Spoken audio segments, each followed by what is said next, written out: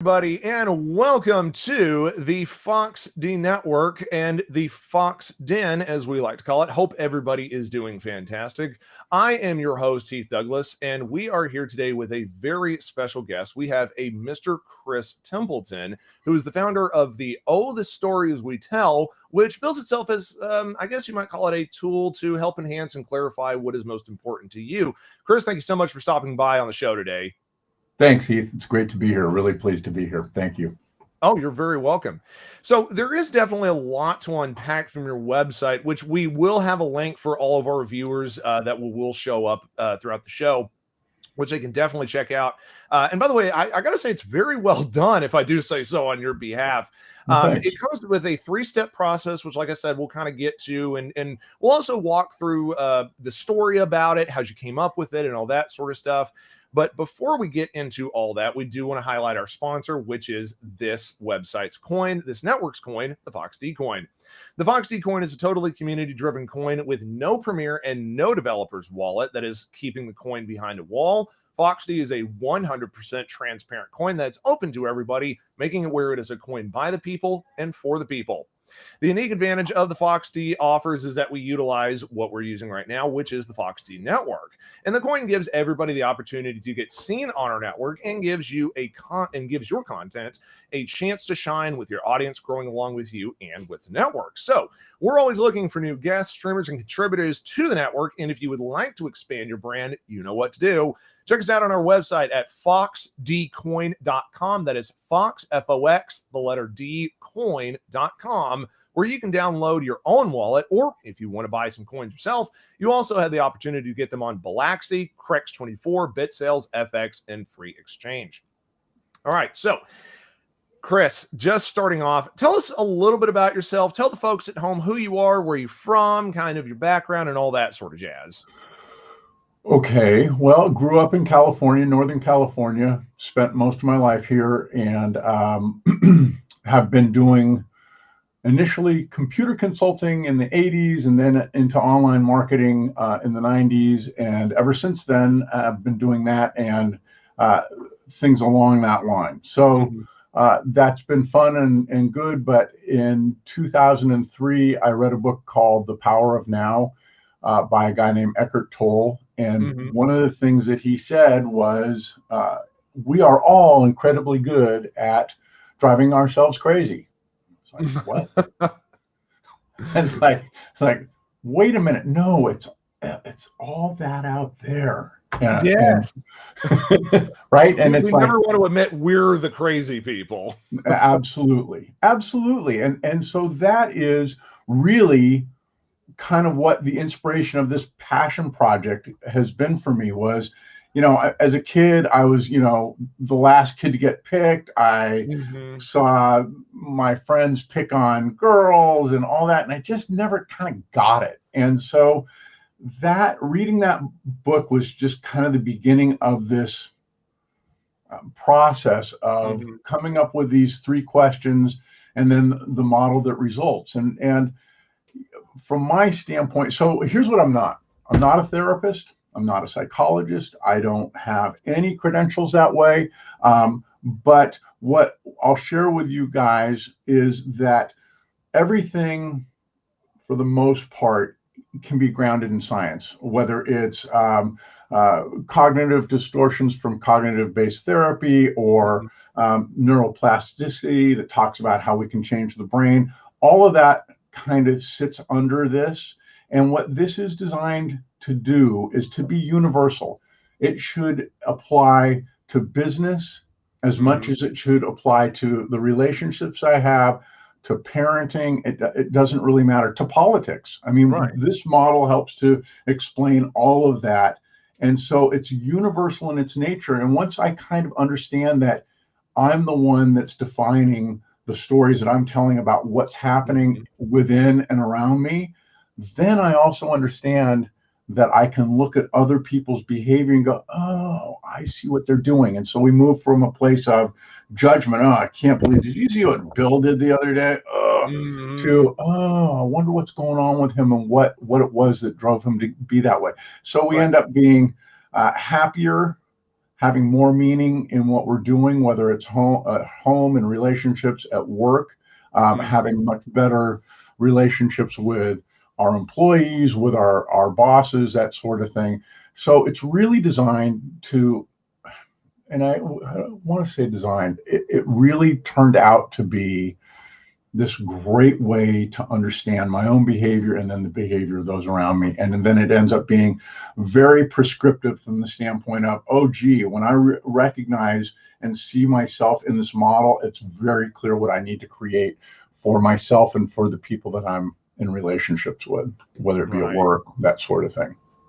Well, and I think you bring up a good point too, is especially in this day and age, and I've always told people this, is with the way that the internet culture is nowadays, we're in just this tight-knit bubble where we get into this group and this camp and this thing and that thing. And, we really don't have empathy for people. We don't have that, close-knit relationship that maybe our parents or even grandparents had some 70, 80 years ago, where, like you said, is if Bill's having a bad day, well, nowadays we just go like, oh, well, Bill's a jerk. My gosh, whereas back then it used to be like, hey, what's going on with Bill? Why is he, so I think you definitely hit a nail on the head that, that's something that we're definitely missing in today's day and age. And I was on Twitter a little earlier, which I don't go on much, and I had something that I wanted to write, and I pasted it in, and like 2/3 of it is all red. And I was like, what is that? And I realized it was over the 160 or whatever the new limit is. And we have this tendency to think that, we can solve everything in 160 characters. And I think it is not serving us at all. I think I don't have a problem with Twitter in general. I think there's really, really great stuff about it. But so often we kind of get stuck in this thinking of, well, everything's okay, and if you just do this, and it's not authentic. So no, and that's true. And especially you even look at even television shows, radio programs, they even have those things called the hot take hour, or the hot take segment, where we just have this 24-hour news stream, for example, MSNBC, CNN, where all they do is just take one article, maybe a headline, 2 paragraphs, and they just pop off right there. Like, what are you thinking? What are you doing? And that does not actually have a conducive effort to creating, a connected society where it's like, okay, but why is it this way? Why is this person feeling this? Why is this happening? Instead of just, oh, instantly, I already know how to judge you, and we've already basically capped you off automatically without ever spending more than 5 minutes with the actual subject.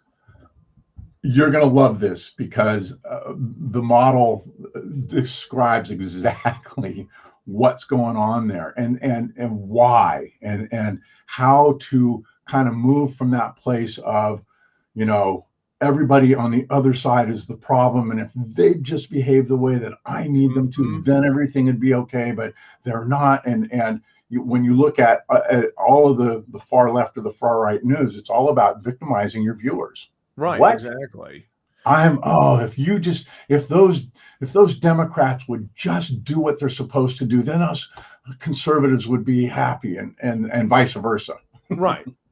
So, yeah. No, exactly. Well, and speaking of the program, when I was looking at your stuff, I think a lot of us, when you hear the name, Oh, the Stories We Tell, most of us, we might think of it as maybe a Dr. Seuss book from Oh, the Places You Go, but, maybe a spinoff version of that. But really tell us, what is the actual, what is actually Oh, the Stories We Tell? What is it? What do you guys do exactly? And kind of give the folks a perspective on, maybe it not being an actual secondary part of Oh, the Places You Go. Well, it wasn't based off of Oh, the Places You'll Go, a lovely Dr. Seuss book, but it really was kind of where this came from. Is I want to help people shake themselves out. It's almost like shaking themselves out of a dream, like, oh, this is a story I'm telling. And so the whole beginning of the model started with, what's the story I'm telling? As a matter of fact, here, I'll show you the 3 questions that we use. So the first question is, what's the story I'm telling? And what that is about is framing your thinking as a story. What? My thinking is far more important than that. Yeah, well, maybe it is and maybe it's not. But But the bottom line is when I start to frame up what I'm thinking about, whether it's about myself or whether it's about the employee across the hall that's driving me nuts, when I say, what's the story I'm telling, what I'm doing is I'm making things much more objective and looking at it from a different lens than I tend to. So what we have a tendency to do is, get to a point where we're frustrated with Joe across the hall, and that frustration is kind of where things end. And so when we say, instead, hey, what's the story I'm telling about Joe across the hall? Now I get to look at it from a very different vantage point, and one that more than anything allows me to say, gee, I wonder if this is serving me, which is the second question. Does this story serve me? And the most important part of this question, really, I think in a large way, this second question is one of the most important, is in this moment, like not 10 years ago, not for what you're looking for the future, but right now, does this story that I'm telling about myself, oh my God, I can't believe I'm such a failure, or, I'm never going to have what I want, or whatever the case, all that kind of icky thinking, in this moment, right here and now, does it serve me? And so that's the second question. And then the third question is simply to say, wait a minute, is there a more authentic story that I can tell? Like, gee, I wonder what is going on with Joe. I wonder if what I did is checked in with Joe and say, hey, you okay? Like, you just seem like you're off. And opening that door begins to create a story that all of a sudden now, instead of me driving myself crazy because of his behavior, God, if he just weren't behaving that way, I would be okay. Now what we're doing is we're creating this space where, son of a gun, I can actually move from this place of emotions of being frustrated or, upset with my wife, or can't believe my kids are behaving like kids these days, right? All of that icky stuff. Is there a way to get to a better place? And here's just kind of a sidebar. I've been working on this since 2003. And since then, I've raised 3 kids. I've got a wife of 31 years who I am head over heels in love with. And I guarantee that if I hadn't come up with this for myself, it would have been a whole different world. And so that's the thing, is like, so when you look at these 3 questions, they're pretty straightforward, and all they're designed to do is, number one, create self-awareness about, geez, what am I thinking? And then to look at those 3 questions and then be able to say, I wonder what my boy's thinking about this, or what's up with him. And having that ability to kind of step back from the emotion of, oh, I can't believe that little brat did that again. Right. That makes sense? Oh, yeah. So that's kind of the 3 questions. And then what happens is, based on that, this model started to fall in place. And so if you think about it, what happens is, on question 2, does this serve me in the moment? You can add, there it is, a line, and you can say yes or no. And so, and it's binary. It's not like, well, how do you feel? And none of that. I don't want any of that yet. We'll talk about emotions later, but what I want is for the ability to say, gee, is this above the line thinking, which is a phrase we'll use a lot. Above the line thinking is icky. It doesn't serve me. I feel like it's based in fear. I'm typically in problem mode orientation. And think about this: if you're a manager, and you've got people and you're running around in thinking that doesn't serve you, we all know, we've all been employees of people that are micromanaging and second guessing us and making us feel like we can't get our feet. Well, that's all above the line thinking. If the story does serve me in the moment, then that's what I call below the line thinking. Joe seems to be having a hard time. I wonder what I can do to help uncover what's up with him and see if I can't help to create some space for him to be in a better place. How's that for leadership? You see the kind of the difference between the two? Yeah. No, and yeah, go ahead. I'm letting you talk. So with that, then what happens is that we come to three basic personalities that I think we all have. The first one I like to call lesser or little me. And when I'm in little me mode, I'm above the line. I have above the line thinking, and it's icky. It's not serving me, and it's certainly not serving anybody around me.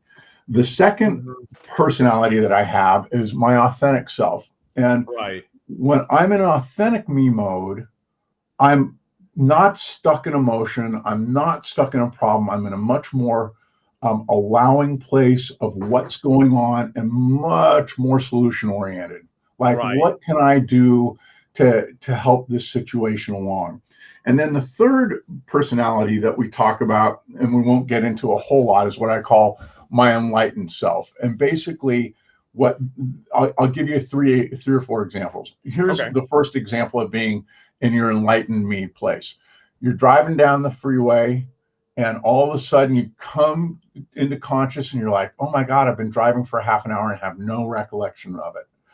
But if you think about what happened just before you came back to full consciousness, was you're in a place where you're not telling story, you're not judging what's going on around, you're just kind of in this enlightened place. It feels lighter. The second one is when I'm in a new relationship and my girlfriend is just, I could be having a really hard time personally, a hard time at work, but I've got this new girlfriend and it doesn't matter. Everything in the world is just right. Right. So that's kind of, and in Christianity, they call it this little light of mine is kind of where that lives. Right. So the idea is to look at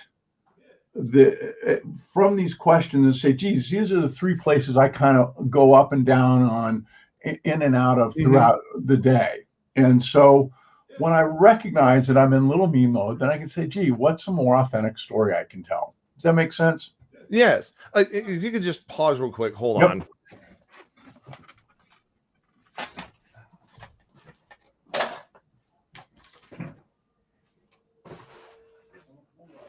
Okay. Yeah. Okay. Oh my God, you're in shorts? I'm in know, right? Jeans. Jogger. No, sorry about that. We're just doing a little construction on our house, so. But go ahead. Not an issue. So anyway, so what happens from that is what as we've kind of talked about, we haven't talked about emotion at all. And so emotion is definitely a part of this. And what we do is we put on that line, this does it serve me line, positive emotion on the right and negative emotion on the left. And if you think about it, when I'm in my authentic place, kind of, I'm in solution mode, I'm in a good place, I feel centered and grounded, the range of emotion isn't nearly as strong as when I'm above the line, where I am micromanaging, I'm telling people what's what, and I'm blaming the world for all my problems. Like, there's far more emotion. And so what we do is what it came up with is this idea of kind of a V to help people to understand what happens emotionally when we're based on our thinking. So if you look at it, then what you get is on the left, you get negative emotion. On the right, you get positive emotion, and in the middle, neutral emotion. And so, I see. And neutral emotion can be above the line. Trust me, people that are like, yeah, I am just checking out, and I'm not going to be bothered by anything and that sort of thing. Exactly. And then, like we talked a little bit earlier, is that below the line is kind of this enlightened place. And what I say is that this is what people would look at as, and whatever words you use doesn't matter. I mean, part of this in terms of, the stories we tell is whatever fits for you, you'll know what's right for you. But people call this God, they call it spirit, the universe, infinite intelligence, whatever you want to call that. That's kind of where you are. And when you think about that example of something as silly as driving in the car for half an hour and just being in this super quiet, super wonderful place, that's when you're in enlightened me mode. So that's the model in a nutshell. Does that make sense? Yeah, absolutely. And I gotta say, I love that you did such a detailed work on this in breaking it down. And like you said, it's not something where, oh well, how do you feel on a scale of 1 to 10 and all, it is very basic of being true to yourself. Like, okay, am I in a good place? Am I in a bad place? Or am I in a neutral place? It's not something like, well, it's a kind of good neutral. It's like, no, you have to be honest with yourself. Like, am I having a bad day? Am I having a good day? Am I just having a day, sort of thing? And part of what's really important about that is that when you kind of look at this model and you recognize that throughout the day, you may go here and down here and over here and then over here and up here. This is what, and then maybe drive the car on the freeway for half an hour without recognizing it. Finally, alone with my tunes. Right. One of my favorite examples of being down here is being on a freeway in LA with a ragtop rental and REM Orange playing on the radio. Like, oh yes, heaven.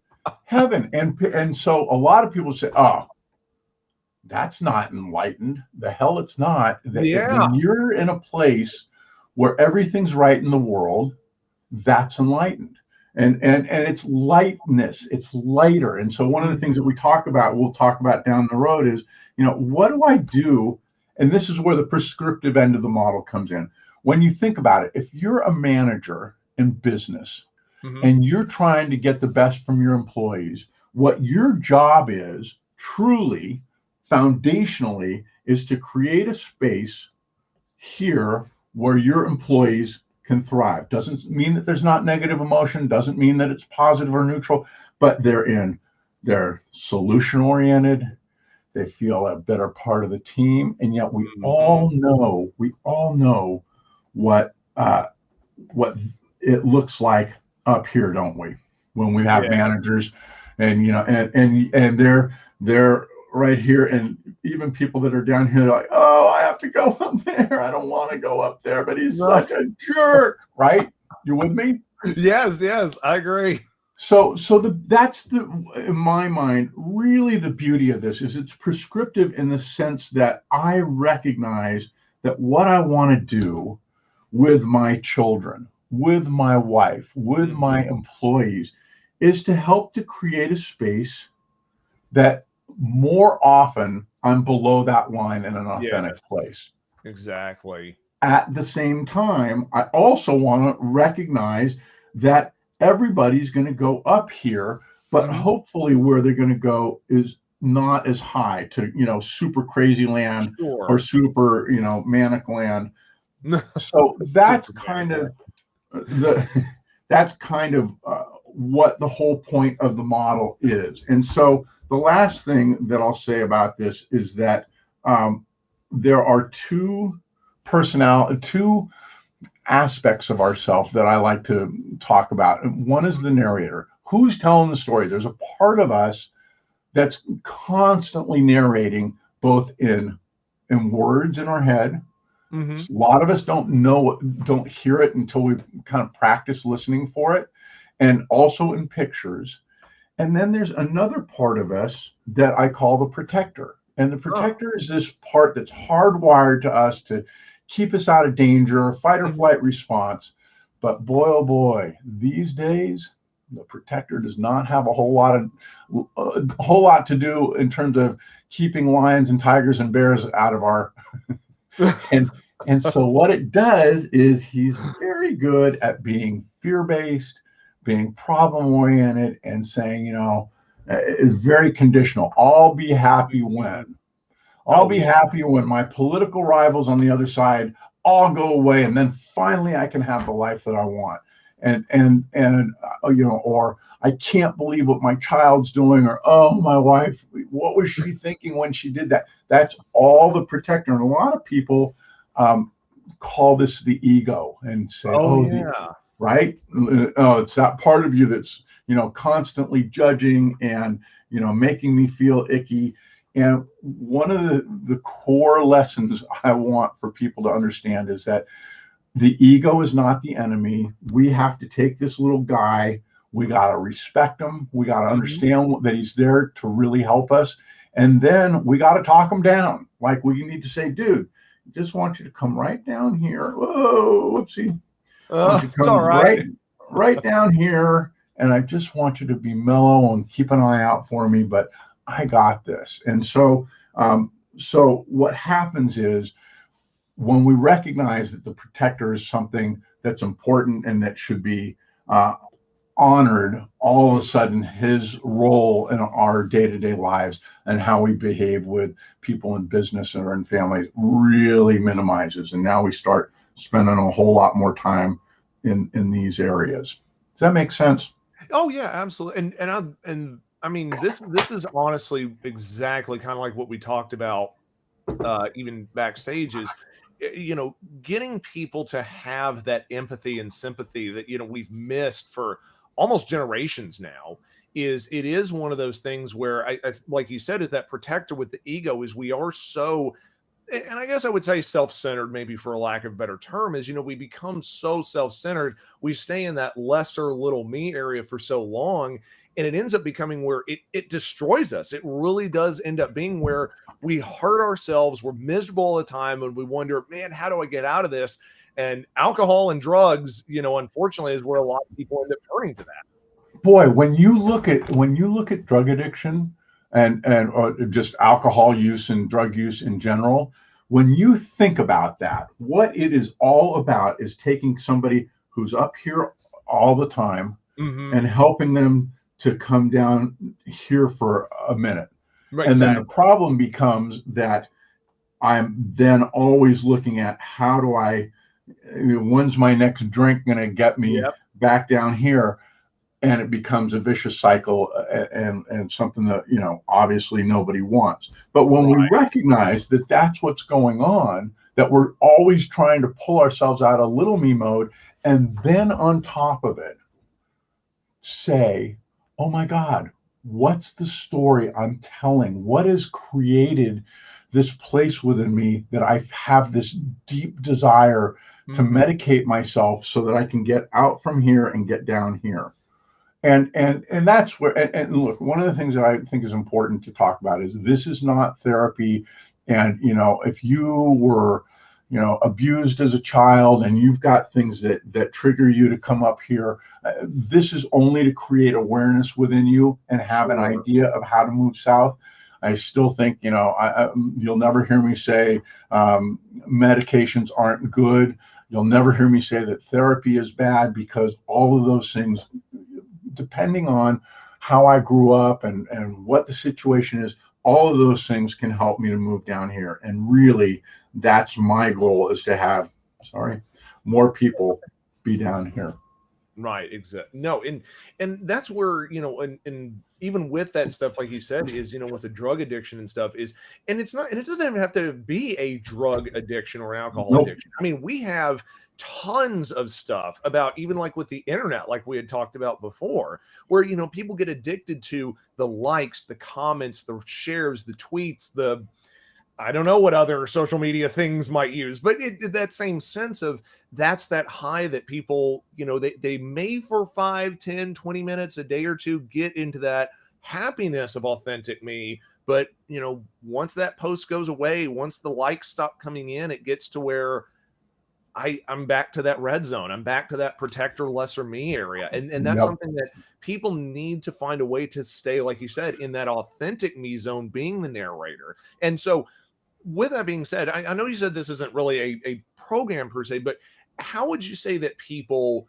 start to take those steps, at least moving from the lesser me to maybe an authentic me, staying there, and then getting to that enlightened point? That is a great question. And so the first thing, I'm just pulling up some of the practices that I recommend, is the first thing is to adopt the 3 questions. Like, Mhm. obviously, I don't ask myself those questions anymore. I just know, oh my God, I'm in little me land and I need to move south.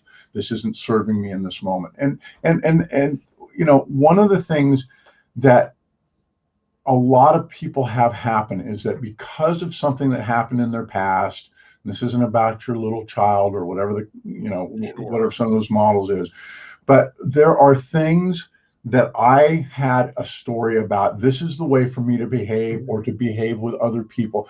Here's a perfect example. Bullies. We hear about bullying all the time. Well, here's a kid who's a bully. He lives up in this area, right? Mhm. He's had something happen to him that he feels like the best way for him to feel good is to treat other people poorly. Now, that didn't come out of the blue. And that's one of the things that I love about this model is it helps me to say, oh, gee, guess where dad was? And he Oh, was yes. such a jerk. And so that my behavior became this. And here's some kid walking down the street, and I'm going to treat him like crap, and I'm going to bring him up to where I am, and he's going to feel like garbage. And so, but that makes me feel better because that's what dad did. Yeah, exactly. It really It's a is that vicious simple. cycle in a way. Exactly. So one of the things that we recognize is we say, you know, my God, this is not serving me today. Like, we know Mhm. people that are bullies as adults, and you're like, oh man, don't want no part of that, right? Yeah. I mean, we so so the first thing is recognizing that some stories don't serve me. That the other thing, the other place that emotion really serves me in this model is typically it's negative emotion that I go, oh my God, what's the story I'm telling? It's much this end of the model, the positive stuff is much harder to kind of come to terms with. What I think of is a lot of people that are in this area Mhm. are the ones, it's the Enlightenment age from the 70s and the 80s.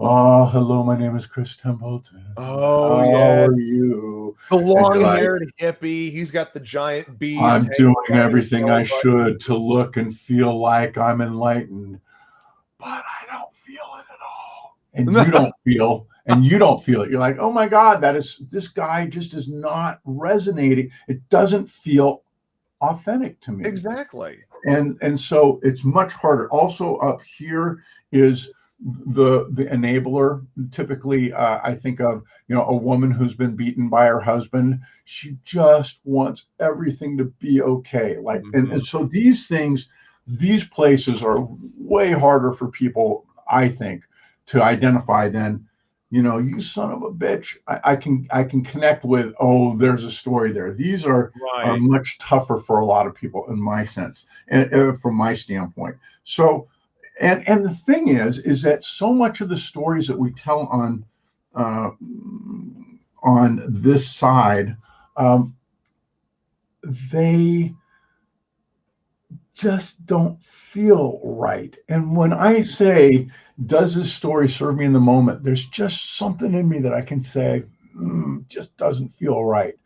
There's a woman by the name of Byron Katie who created something that she calls the work. And she says, gee, you know, if you didn't have that crappy feeling, how would you feel? And without question, everybody that she talks to has an answer that puts them down here. Yeah. So anyway, stories is understanding that it's stories and that stories are changeable is the first step. The second step in my mind is framing your life as practice, like a physician or like an attorney. Like, they're always learning, they're always trying to do more. And when you start, because here's the thing, what I'm really trying to do is I'm trying to take this guy and get him to be quieter. I don't want him to shut up. I don't Right. want him to go away. I Sure. just don't want him to have that overpowering, you're a piece of garbage, you're crap in relationships, you do a crappy job of managing your people, and your boss hates you. Like, that's kind of this guy on steroids, isn't it? Right. And this is also, by the way, you think about in Christianity, judgment is such a huge thing. Like, I Mhm. want You've getting rid of judgment, and yet we don't seem to know how to do it.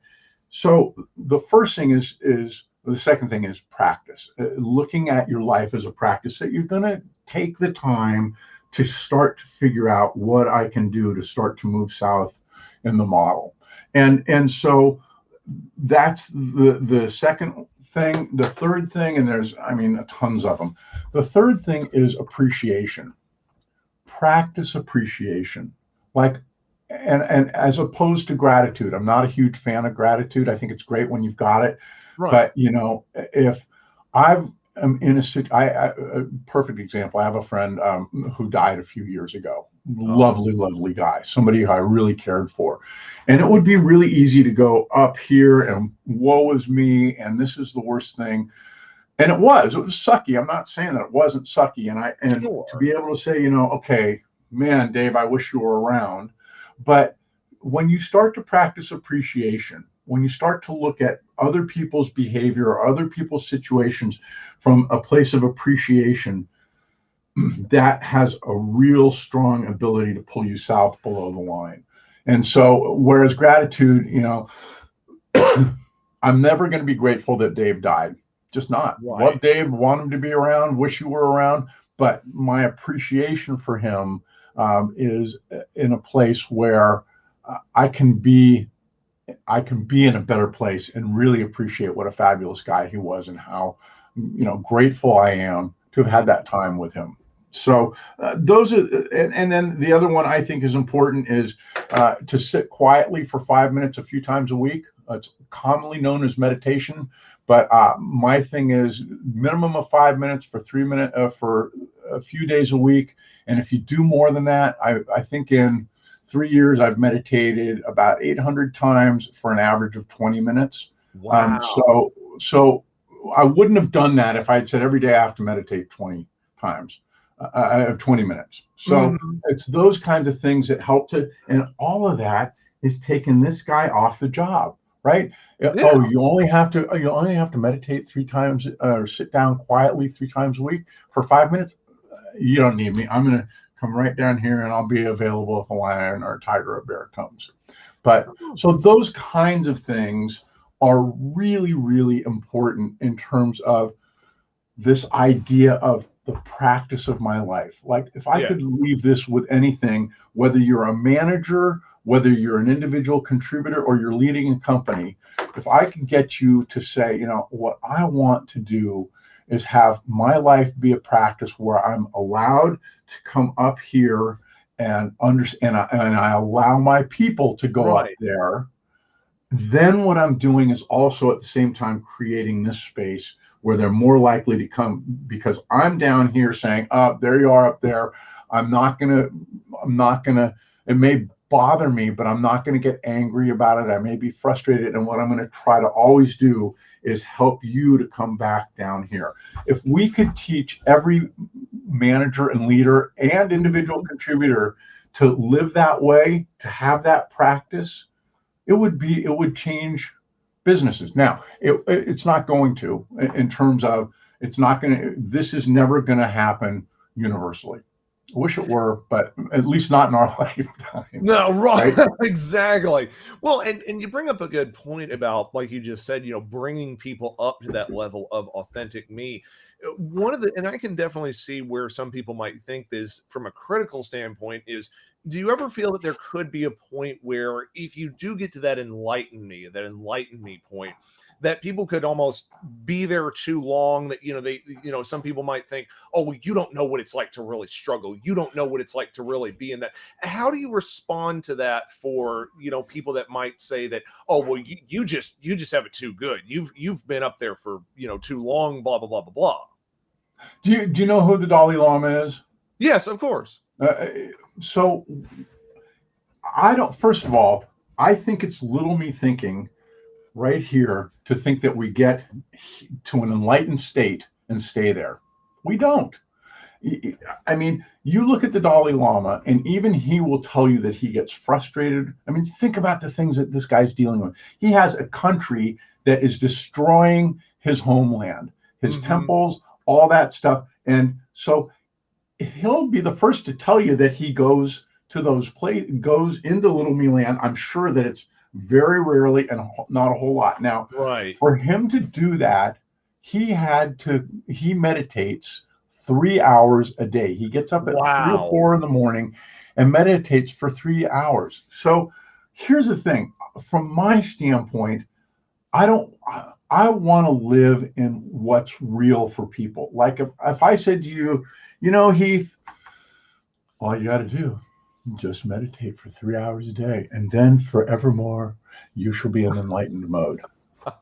Well, and yet, when you think about those people that we talked about that think about enlightenment as this place where I'm going to go when I have the right colors and I speak in this language, and so what you're actually talking about, and we all get stuck here, is this definition of what it means to be down here, and it's not. It is a thing where we come and go. When we recognize that, I come and go out of an enlightened place, a light place. Right. Then, I got to tell you, I am just blown away at how much fun I have. A 22-year-old. This is the test. A 22-year-old, about to be 26-year-old, and a 35-year-old. Wow. And the amount of time that we spend laughing and in a joyful place, like we love to be together. I didn't have a crappy upbringing, but I never, ever thought that I'd be friends with my parents, let alone my kids want to spend time with us. Right. And yet we love doing that. And it's because we can be here and here and here and kind of drop down here and then come back up and then occasionally get upset with each other. What we're not doing is denying any of this. Yes. See what I'm saying? We're saying, look, this is all, but what happens is, and it doesn't matter whether you're talking about management or relationships, is instead of spending lots of time up here, what we have a tendency to do, and then maybe dropping into authentic me land. Instead, what happens is when you practice this regularly, what happens is, yes, we go up here, but we don't go up as high. We don't have a tendency to have the strength of emotions, positive or negative. And we spend more time here and we spend more time dipping into here. Nice. So that what, in answer to your question, somebody who is an authentic leader is creating this space where I want my employees to be, where I want them to be fully functioning, really coming up with great ideas, enjoying each other's company. And they see that as a leader, I go up here. Like, think about the best leaders that you've had, the best managers are the ones that can hold you accountable, say, dude, what was with that, right? And no, I had a woman that worked for me, and she got my boss upset with her and me. Right. Girl, you got to clean this mess up on your own, but here's how I would do it, and here's how I would help you do it. So in answer to your question, a lot of people think, oh, well, what if this guy's always enlightened? Well, first of all, if he's always enlightened like this, he's not authentic, is he? Yes. Right? And an authentic person in authentic mode is able to look at the whole picture. One of the things that happens when we're here is we have this tendency, I see it on Facebook on Facebook and LinkedIn all the time. All this, to be a leader, you just have to provide for your people, just really support them. And it's like, oh my God, no, you have to support them. You have to get rid of the people that are toxic to the organization. You have to be focused on the health of your organization. Like, there's so many things beyond, and so we have this tendency, there's a good leader right there. Bull, that is not a good leader that lives here. A good leader lives here and is able to deal with people that come up here occasionally and not have it be the end of the world.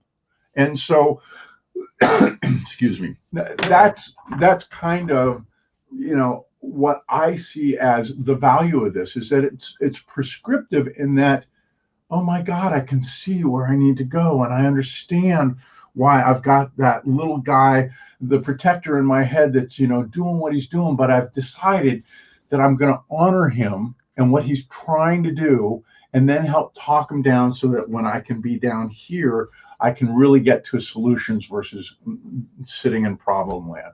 Back to what you said Right. about news networks.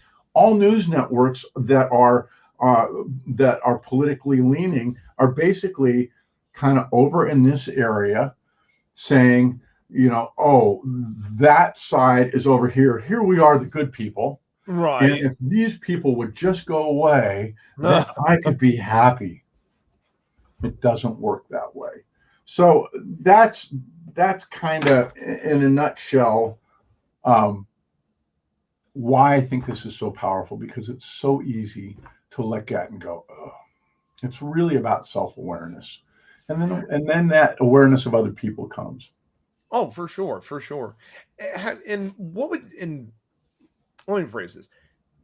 What has probably been in your time that you've been doing this, what has been probably the best story, or what's been probably one of the biggest personal stories that someone's up to you and said, man, I implemented this. This has been awesome. Have you gotten like just tons of emails and all that sort of stuff? Like what's kind of the stories that people have given you saying, hey, I implemented this, I did this, and it worked?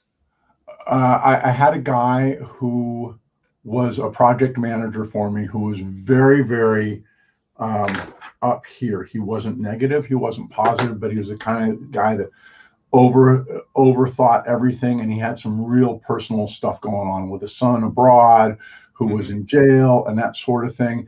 And he wrote, and we let him go mutually. It was mutual, but he went away probably 10 or 12 years ago. And about 8 or 10 years ago, I got an email from him saying, the stories we tell, I'm recognizing that I am the author of those stories, and that I'm not perfect yet, I'm moving in a direction that really serves me. Another perfect one was my boy, probably when he was 10 or 12. Dad, and I was mad about something. Dad, are you in little me mode? Oh, using your own words against you. No, but it was perfect. It was like, you know what, dude? First of all, it gets a smile on your face because you're like, oh shit, I am. And You're right. Then it's like, my answer was, you know what, I am, and and honestly, I'm not ready to leave there. Right? Yeah. I was still mad about something. And so this idea of practice, that it's practice, and that we're not, so much of the thinking that happens here is this idyllic thinking about how life should be. And you see it in tweets, you see it in how people talk in the news, everything should, and it's just not that way. We're never, I had a situation probably 12 years ago where our oldest daughter was swearing at my wife about, why can't you be blah, blah, blah. And I walked in on it, and I was literally hopping mad. I was jumping up and down, but, and I, that's not my preferred place to be, but at that time, that's where I was. And so when we came home, because she had the choice to go with us to an aunt and uncle's, to stay home. When she came home, she's like, oh my God, and was that she wanted to go take a shower at my mother-in-law's house. And I said, oh, take Mac, your brother. No, I'm not going to do that. Okay, well, you can't have the car. And so, that it was that kind of thing. And when we got back, she's like, oh my God, my boyfriend was saying what an idiot I was for behaving that way. Well, part of that is that even because I had kind of the benefit of this at the time, she knew that she could be honest with me, and we could deal with things down here instead. Yes. And so, we're not trying to say, look, all you have to do is have the perfect business with the perfect employees and create the perfect environment for them, because it's never going to happen. And when we're living up here, it's exactly what you said. People are like, oh my God, I don't I don't, sorry about that. I That's all don't right. feel like, sorry, I've got it ringing someplace else. There it goes. I don't feel like I have to stay in this place. Yes. I can come down, I can create a place where, as a manager, I'm I'm allowing them to have their Yeah. frustration and their anger, and then help them to come back down. So in terms of stories, I've had a number of employees over the past say, "Oh my God, this is the best experience I've ever had." I mean, tears, that sort of thing. And it's not about me. It's Sure. about the practice of creating the space. And I mean, I like that woman who wrote that email, and we chatted. We had a pretty good blowout a month or two before for Wow. her doing something that I had asked her over and over Right. not to do. But I understood, and that was not why she left. I understood that part of the process is people coming up here and then coming down here and going over and up and back up, and we have this sense of kind of in the positive mode. Oh, I should only have to ask once. Oh my Right. God. Right? So it's those kinds of things that this has a tendency to kind of lay bare and have us have this idea of, okay, and I don't, and just one last thing about that. Sure. I'm Sure. not saying everybody should go to Enlighten Me Land. I don't think I don't think it's a Right. place where most people can operate on a regular basis. This is, you dip into it. This is, Einstein being in the shower and going, oh, aha, right? That's the kind of thing. But man, oh man, if my business life as a leader, my people were in there, and that the majority of the time they were here, Hmm. oh my God, what a business I've got. What a unit I've got. And it doesn't even matter. Or as an employee, when I create that place where I'm the person that, think about it. You've had coworkers where you're like, he just seems to not be, and it's not like he's checked out. It's not Sure. like he's pushing it away. He just seems to have a perspective that helps me to find perspective. It happens at all levels. Leadership happens everywhere. And Oh, it starts with personal leadership, which is what this is really about. oh yeah, exactly. And one thing I just gotta say too is, like you would, harken back to is, even at the beginning, like you said, is everybody's gonna go from here to there to this to that, but because I think what a lot of times happens is, like you said, even though this is not exactly a 12-step program, is a lot of those types of 12-step You programs, bet. a lot of these feel-good things, they expect you to have this kind of, okay, you do step one. Once you do step one, you'll be happier at this point. And then you'll be, and like what you said, and I love it, is you're not always on that. Well, at least my right, your left on the screen is you're in that green zone all the time. And that, oh, well, I'll always be not, it's like, no, these 12-step programs are not meant to, and especially even with this, it's not meant to be a, I'm going to stay in this just moment of happiness all the time. And it will, no, your grandparents are going to die. Your friends are going to get in trouble. You're going to get in trouble. And to think that, like you said, is to stay in that enlightened mode all the time is not going to happen. I mean, It's nonsense. if you're happy about your parents dying, I mean, that to me would almost seem like that unauthentic, the right lesser little me where you're like, you're fake happy. There's something wrong that you're not sad about your parents dying. Well, and that's why I said earlier, I'm not a huge fan of gratitude, because how do I get to gratitude with the loss of my parents that I love? Excuse me. Sure, go ahead. But if I get to appreciation, Yes. oh my God, the times we've had together, the things that we accomplished, those sorts of things, then I am automatically coming down. There's no way that, Dave's wife was going to come down from here for weeks, Oh, right? for sure. But knowing that appreciation will help to move her that way. And now, 3 or 4 years later, she's thriving and can Hmm. talk about him easily. We all get to talk about him and not, and be grateful for him. But yeah, so it's really important to understand that the goal of this model is to just do this part more gracefully. Right. And before we go and everything, what would you say is probably, if you could stick something in someone's mind of how to, really say, hey, this is how to work your way up from the lesser little me to the authentic me and to the eventual. How would you kind of give like an overall arcing thing? Like, what would you kind of give like your last kind of, if anybody takes anything away from this model, which I think is great, and absolutely everybody, I seriously check out Chris' website. It is fantastic. Walk through this. How would you give like the one staple to tell people like, hey, this is maybe not exactly, but this is what you would kind of give to tell people, hey, start here and move your way up toward the bottom top. Well, I think it really is question one. What's the story I'm telling? And then question two, is it serving me?